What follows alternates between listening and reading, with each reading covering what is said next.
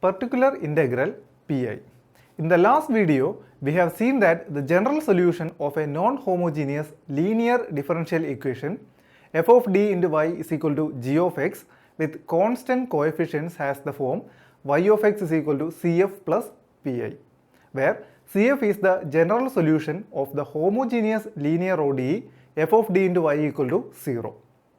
The difference between a non-homogeneous differential equation with the homogeneous differential equation is the presence of the non-zero function g of x.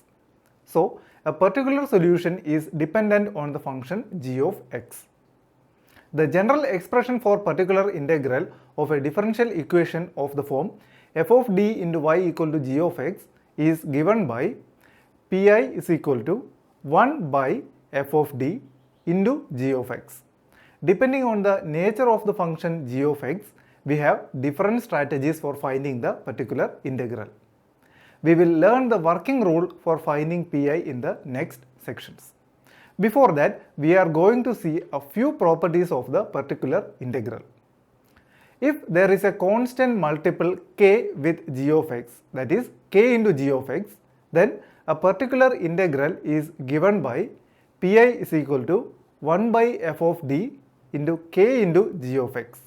which is equal to k into 1 by f of d into g of x. Also, if g of x is a sum of two functions, that is g of x is equal to g1 of x plus g2 of x, then we need to find the particular integral corresponding to the function g1, that is p1 is equal to 1 by f of d into g1 of x,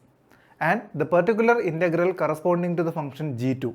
that is p2 is equal to 1 by f of d into g2 of x. Then sum those particular integrals, that is the particular integral is given by Pi is equal to 1 by f of d into g of x, which is equal to 1 by f of d into g1 of x plus g2 of x, which is equal to 1 by f of d into g1 of x plus 1 by f of d into g2 of x, which is equal to p1 plus p2.